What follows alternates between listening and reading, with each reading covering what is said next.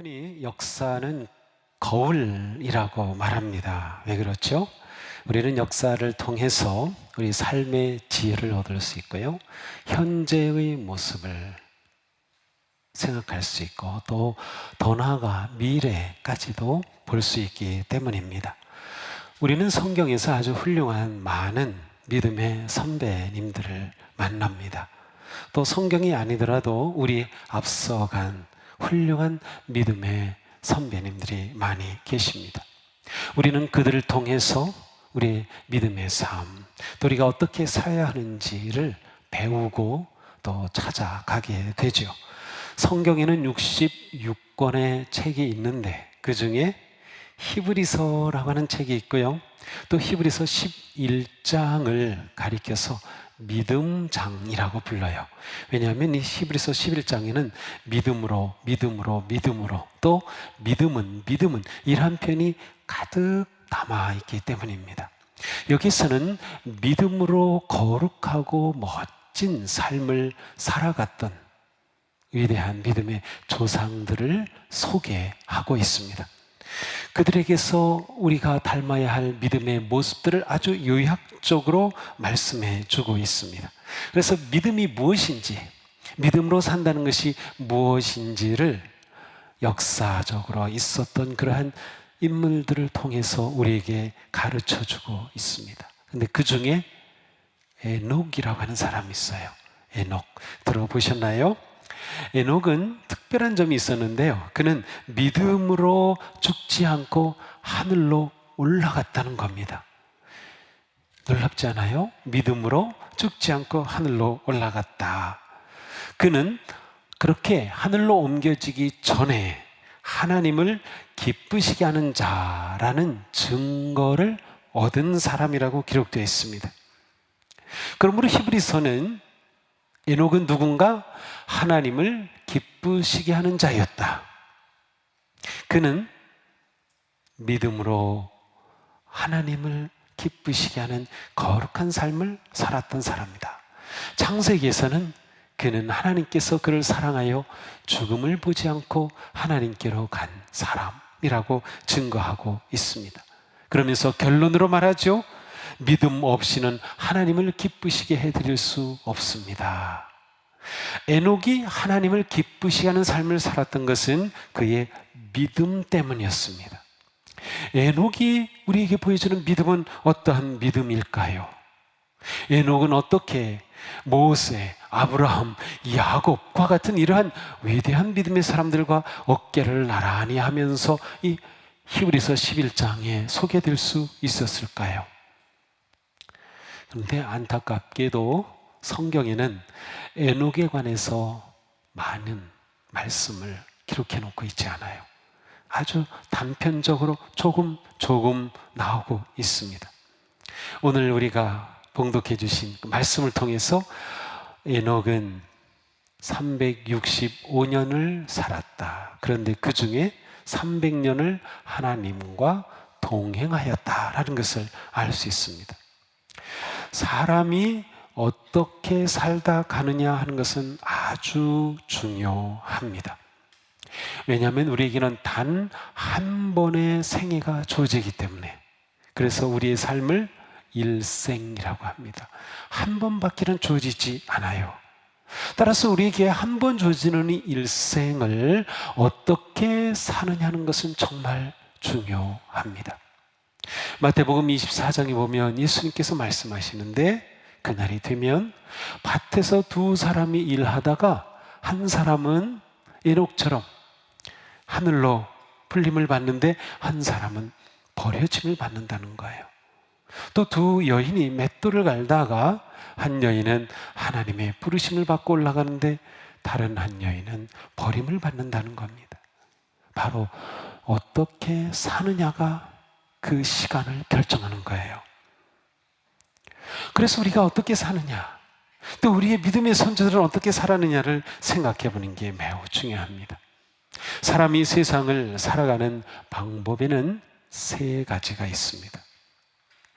첫째는 하나님의 뜻과는 거꾸로 살아가는 역행하는 삶이에요. 이 사람은 하나님은 전혀 모르는 사람입니다. 하나님과는 관계없이 살아갑니다. 하나님의 뜻이 이것이라면 이 사람은 정반대로 살아가는 거예요. 하나님을 대적하기도 하고 하나님을 인정하지 않고 거스르며 살아가는 삶이에요. 우리가 지난주에 요나서를 묵상했는데, 요나가 처음에 하나님께서 그를 부르셔서 그에게 사명을 주셨어요. 저 동북쪽에는 다시스로 니느웨로 가라. 그런데 이 요나는 하나님의 뜻과는 정반대 저 서쪽 끝 다시스로 도망가고 말았습니다. 이 모습은 바로 역행하는 모습이에요. 우리가 살아가는 또 다른 두 번째 삶의 모습은 하나님의 뜻과는 다른 길로 가는 별행입니다. 하나님의 뜻을 거스르지는 않아요. 하나님을 인정해요. 하나님을 믿어요. 예배도 드려요. 그런데 하나님의 뜻과는 상관없이 내 인생을 사는 거예요. 내 뜻으로 살아가는 삶입니다. 이런 삶을 잘 보여주는 그러한 한자 수거가 동상이몽입니다. 같은 침대에서 자고 살지만 전혀 딴 생각을 하는 거예요. 하나님을 믿는다고 하지만 하나님과는 상관없이 살아가는 모습이죠. 이러한 삶의 중심에는 하나님이 계시지 않고 다른 것들로 가득 차 있습니다. 하나님의 뜻과는 다른 뜻을 품고 살아가는 별행의 삶. 자, 그런데 정말로 멋진 삶이 있습니다. 이 세 번째 삶인데요, 이 삶은 바로 동행의 삶입니다. 동행, 누구와 동행할까요? 하나님과 동행하는 것이에요. 하나님과 함께 걷는 삶입니다. 하나님과 함께 걷는 삶이라면 하나님의 뜻을 바라고 하나님을 받아들이고 하나님을 기뻐하면서 순종하며 살아가는 삶입니다. 자, 에녹은 하나님과 동행하는 삶을 살았던 사람입니다. 이것이 에녹에 대한 성경의 증언입니다. 그는 단지 열심히 살았던 것이 아니라 하나님과 함께 걸어갔습니다. 무조건 열심히 산 것이 아니었어요. 하나님과 동행하는 삶을 살았던 사람입니다. 히브리서 기자가 그를 소개하고 믿음의 위인으로 알리는 그 이유는 그가 하나님과 동행하였기 때문입니다. 이것만으로 그는 위대한 믿음의 사람으로 증언되었습니다. 이것으로 그는 하나님을 기쁘시게 하는 자라는 이름을 얻었습니다. 하나님을 기쁘시게 하는 삶, 하나님과 함께 걷는 삶, 어떤 삶일까요? 그 삶은 하나님과 뜻이 맞는 삶입니다.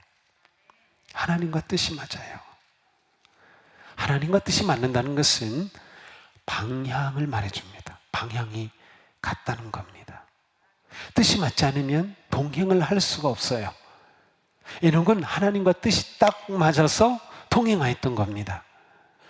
나는 동쪽으로 가고 싶은데 내 친구는 서쪽으로 가고 싶어요. 그러면 내 친구와 나는 결코 함께 갈 수 없습니다. 한순간도 함께 갈 수 없는 것이죠. 자, 에녹이 있어요. 하나님 있어요. 하나님의 뜻, 에녹의 뜻이 있어요. 하나님께서 에녹의 뜻을 맞춰줘서 갔을까요? 아니면 에녹이 하나님의 뜻을 맞춰서 갔을까요? 물어보는 제가 바보죠. 그렇죠. 하나님의 뜻에 맞춰 간 거예요. 그런데 이게 결코 쉬운 일이 아닙니다. 저를 봐도 그렇고요. 우리의 삶을 생각해 보면 우리는 얼마나 내 뜻을 하나님의 뜻보다 더 중요하게 여기려고 하고 내 뜻이 이루어지는 것을 추구하고 내 주장을 하며 살아가는지 모릅니다. 하나님께서 내 뜻을 좋아하시고 내 뜻을 도와주셔서 내 길을 가고자 하는 그러한 모습이 우리에게는 종종 나타나기 때문이에요. 자, 그런데 우리가 하나님의 뜻 앞에 내 뜻을 버리지 못하면 신앙생활이 힘들어집니다. 나 왜 이렇게 신앙생활이 힘들어?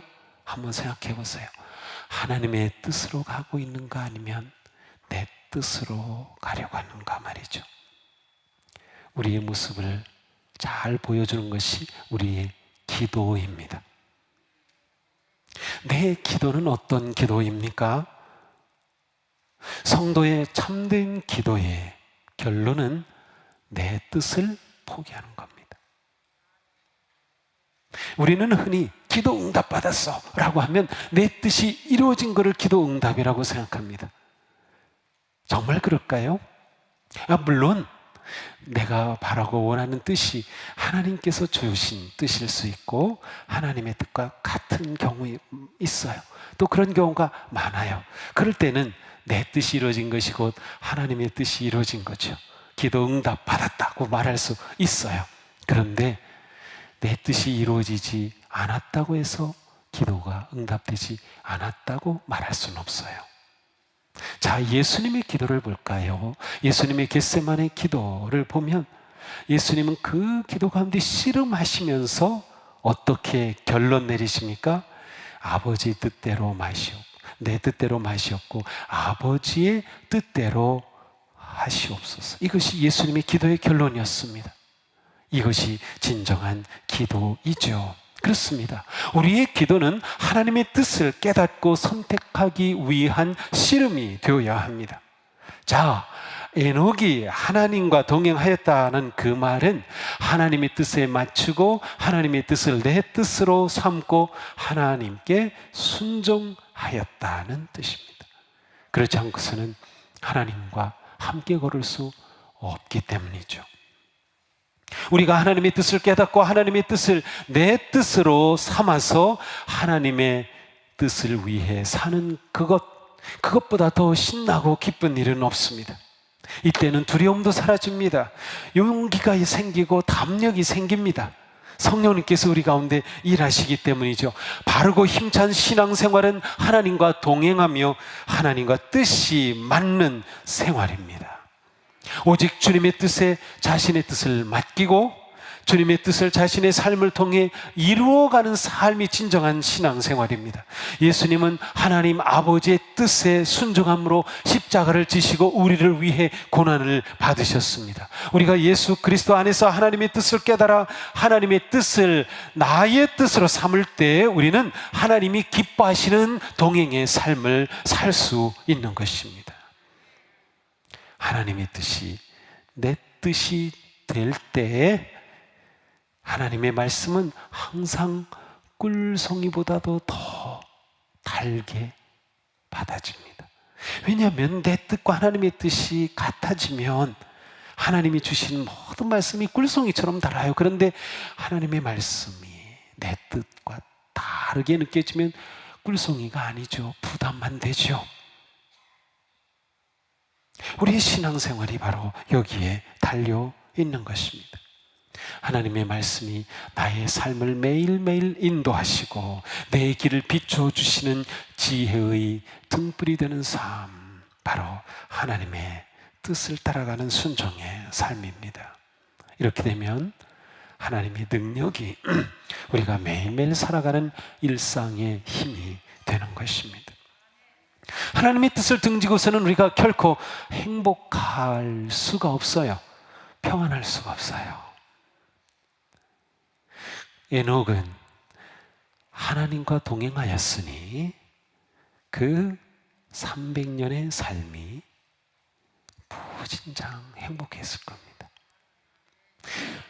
얼마나 행복했는지 행복의 최고의 경지에 이르러서 죽음도 보지 않고 하나님께로 올라갔어요. 참 놀라운 일이 그에게 일어났던 것이죠. 그러므로 우리는 하나님과 동행하는 삶을 위해 항상 내 뜻, 내 생각이 무엇인가를 살펴보아야 합니다. 내 생각이 옳다는 주장을 끊임없이 내려놓는 길을 걸어야 돼요. 이것이 하나님 앞에서 늘 우리가 기도하는, 씨름하는 것입니다. 내 뜻을 내려놓는 것 말이죠. 하나님의 뜻과 내 뜻 사이에서 주저하고 있는 우리들, 갈등하고 있는 우리들, 그러나 그때 우리는 내가 하나님의 뜻을 따르고 하나님의 뜻에 나를 드리기로 계속해서 헌신하고 결단하는 마음을 가진다면 우리는 하나님과 동행하는 길을 멈추지 않을 수가 있을 겁니다. 자, 그런데 하나님과 동행하는 삶이라면 이 삶이 행복해야죠. 우리 신앙생활이 행복해야죠. 억지로 막 그래서는 안 되죠. 자, 어떻게 해야 할까요? 그렇습니다. 여기서 중요한 것이 하나님과 동행할 때 하나님과 친밀함이 매우 중요하다는 거예요. 하나님과 친밀한 관계. 하나님과의 친밀함의 정도가 하나님과 동행하는 그 삶의 기쁨의 크기를 결정합니다. 하나님과 내가 가까우면 가까울수록 믿음의 삶에는 기쁨이 커집니다. 행복해집니다. 행복해져요. 우리가 여행할 때 가장 행복한 여행은 사랑하는 사람하고 여행하는 겁니다. 아무리 좋은 곳, 아무리 비싼 곳, 아무리 멋진 곳이라도 막 싸우는 사람하고 여행한다고 생각해 보세요. 그 여행은 행복이 아닐 겁니다. 고통일 겁니다. 하나님과의 동행도 마찬가지예요. 하나님과 친밀해지면 이 동행의 삶이, 이 신앙생활이 무인장 행복해집니다. 기뻐 어쩔 줄 모르는 삶이 되는 겁니다. 신앙생활은 하나님과 함께 걷는 삶, 이 삶에서 우리는 하나님과 친해질 때 행복한 동행이 된다. 자, 그러면 어떻게 해야 친해질 수 있을까요? 한번 나하고 친한 사람 한번 생각해 보세요. 친한 사람. 그 사람하고 친하기 때문에 나는 어떻게 살아갑니까? 아마 그 사람과 만나는 시간이 많을 거요. 코로나 때문에 만나지 못했다면 전화하는 시간이 많아졌을 거요. 괜히 별것도 아닌데 문자 보내고 사진도 찍어 보내고 막 그럴 거요. 그렇습니다. 친한 관계는 바로 그러한 관계예요. 함께하는 시간이 많아요. 또한 친한 사이일수록 마음을 열어서 이야기합니다. 힘든 일이 있을 때, 슬플 때도 다 이야기합니다. 심지어 너한테만 얘기하는데 아무한테도 얘기하면 안 돼, 그러잖아요. 네, 너한테만 얘기하는데 얼마나 친하면 그렇게 할까요? 얼마나 친하면 다른 사람한테 얘기할 수 없는데 너한테만 얘기해 주니. 그런 친구 있죠? 그런 친구, 네, 바로 친한 친구의 모습입니다. 에녹이 하나님과 동행하였다면 하나님도 에녹에게 그렇게 하시지 않았을까요? 에녹아, 내가 너한테만 얘기해 주는데, 그러면서 말이죠. 저는 그렇게 믿어요. 왜냐하면 유다서에 놀라운 말씀이 있어요. 유다서에 있는 말씀 함께 한번 읽어볼까요? 아담의 7대손 에녹은 이렇게 예언하였습니다. 봐라, 주님께서 수만 명이나 되는 거룩한 천사들을 거느리고 오셨으니 이것은 모든 사람을 심판하시고 모든 불경건한 자들이 저지른 온갖 불경건한 행실과 또 불경건한 죄인들이 주님을 거슬러 말한 모든 거친 말을 들춰내서 그들을 단죄하시려는 것이다. 아멘. 자, 여기서 우리가 볼 거는 에녹이 예언하였다는 사실이에요. 몰랐죠? 에녹이 예언했어요. 예언이란 무엇입니까? 하나님이 주신 뜻, 하나님이 주신 계획, 하나님이 주신 말씀을 선포하는 겁니다. 다른 사람은 모르는 겁니다. 하나님이 에녹에게만 얘기해 주신 것이 있어서 말해줘요. 그래서 에녹이 예언을 선포한 겁니다. 얼마나 하나님과 친밀하고 가까웠는지를 보여주는 것이에요. 그렇습니다. 창세기에서는 에녹에 대해서 하나님이 그를 데려가셨다라고 합니다. 하나님이 그를 데려가셨다고 하는 것을 그가 죽음을 초월하여서 영원한 생명이신 하나님의 품성에 참여할 정도로 그는 하나님과 친밀한 관계를 맺었음을 보여줍니다. 하나님이 감추어진 비밀을 보여주시고 그 뜻을 알려주실 정도로 하나님과 친하였던 에녹입니다. 자, 우리가 하나님과 동행하며 걷는 이 믿음의 길이 행복하려면 하나님과 친해야 하는 겁니다. 어떻게 친해질 수 있을까요? 그렇습니다. 하나님과 가까워지려면 우리 인간관계가 그렇듯이 함께하는 시간이 있어야 합니다.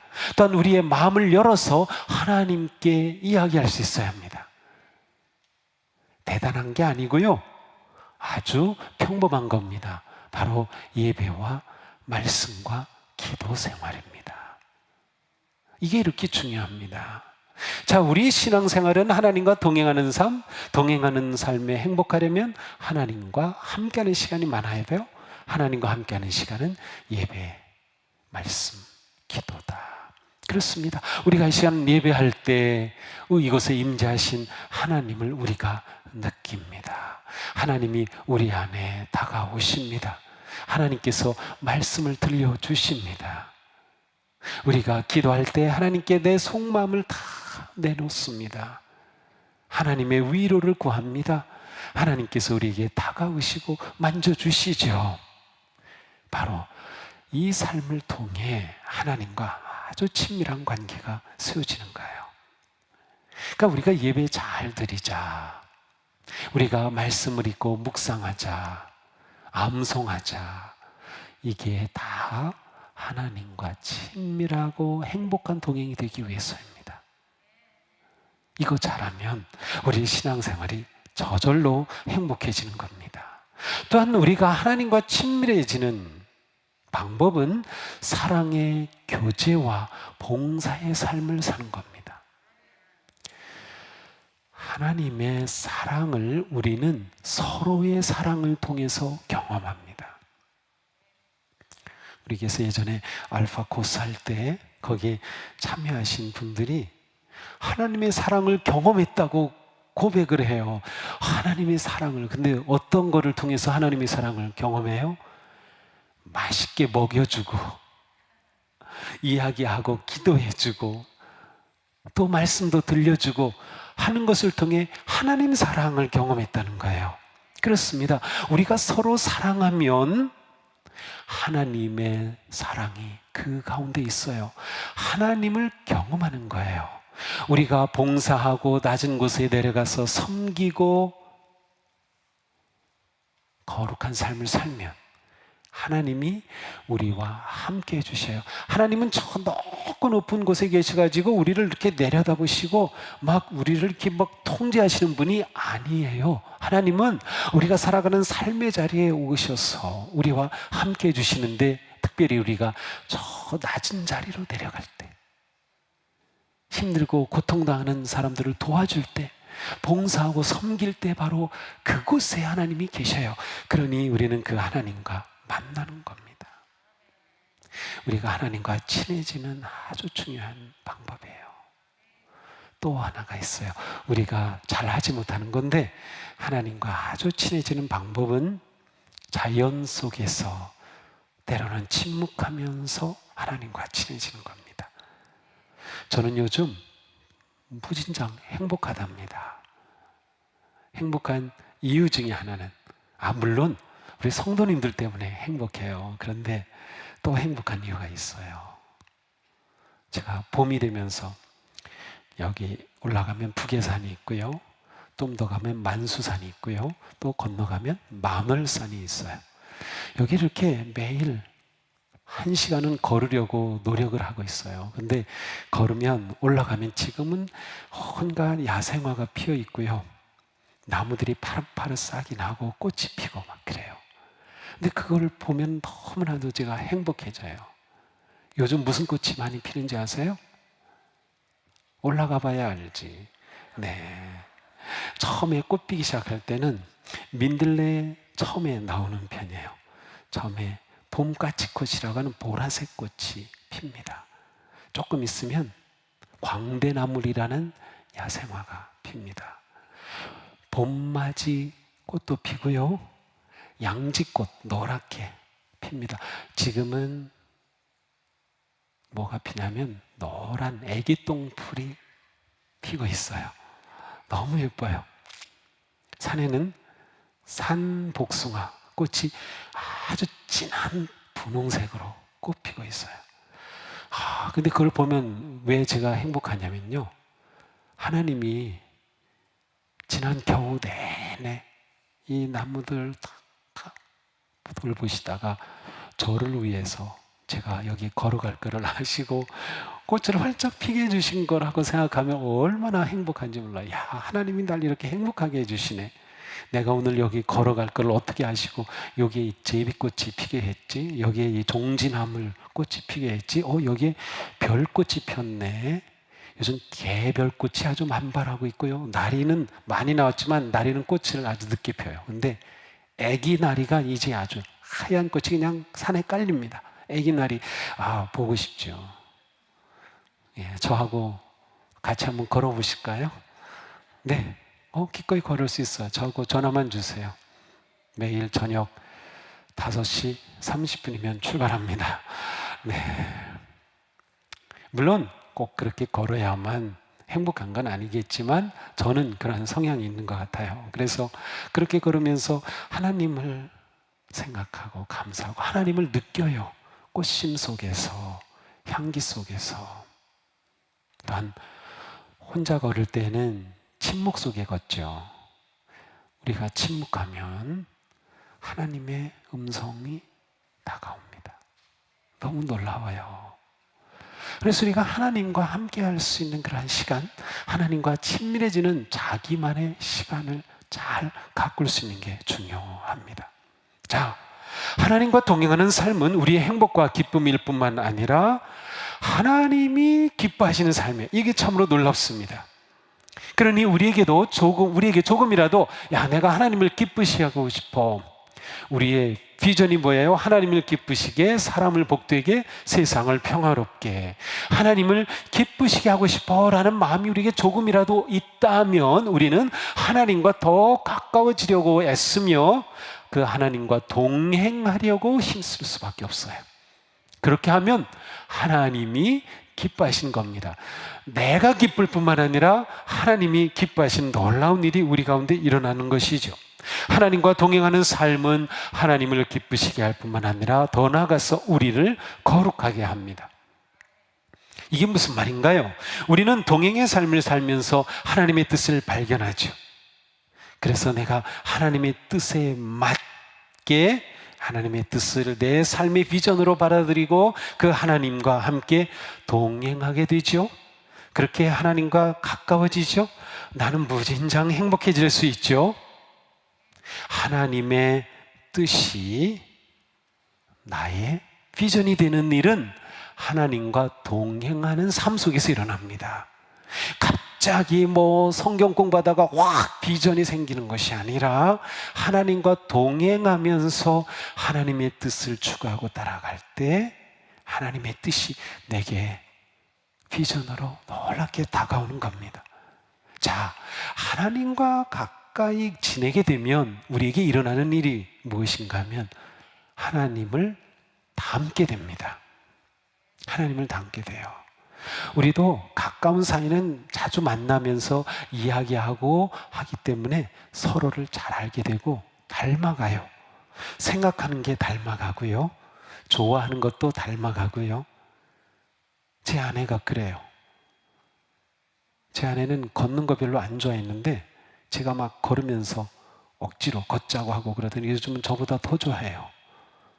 옛날에는 제가 걸으면서 이 꽃 무슨 꽃이야, 뭐 이거 예쁘다 그러면 저를 비웃었어요.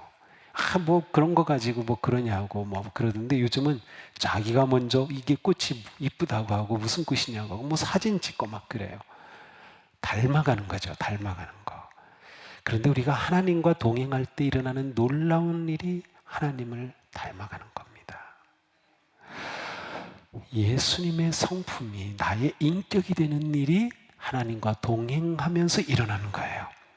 신앙생활은 하나님과 동행하는 삶입니다. 이거 잘하면 우리의 신앙이 놀랍게 세워지고요. 우리가 신앙생활하는 궁극적인 목적이 무엇입니까? 하나님께 영광, 예수 그리스도를 닮아 이 세상에서 사랑과 섬김의 삶을 사는 것 아닙니까? 이것이 하나님과 동행하는 삶을 통해서 이루어지는 거예요. 이거 에녹이 살았던 겁니다. 이게 정말 중요합니다. 그렇습니다. 하나님과 동행하는 삶은 이렇게 우리 삶 가운데 놀라운 일을 일으키게 되는 거죠. 그렇게 된다면 하나님과 동행하는 삶은 예배가 되고 기도가 되고 섬김이 되고 기쁨이 됩니다. 우리의 존재 자체가 하나님이 기뻐하실 산 제물이 되는 겁니다. 사랑과 교제와 기쁨의 선순환이 우리 가운데서 일어나는 거죠. 우리 삶은 어떤 삶입니까? 코로나와 씨름하면서 우리는 어떤 삶을 살아왔습니까? 역행입니까? 별행입니까? 아니면 동행입니까? 우리의 삶이 하나님과 동행하는 행복하고 거룩한 삶이 되기를 축복합니다. 에녹은 365년을 살았습니다. 저는 깜짝 놀랐어요. 왜 하나님은 365세에 에녹을 데려갔을까? 제 개인적인 해석은 1년 365일을 하루도 빠지지 말고 하나님과 동행하는 삶을 살라고 우리에게 가르치시려고 365년에 불러가셨다는 생각을 해봅니다. 그렇습니다. 하나님과 동행하는 삶이 1년 365일 되기를 축복합니다. 그리고 그 동행하는 삶에 누군가 곁에 끼워줄 수 있지 않을까요?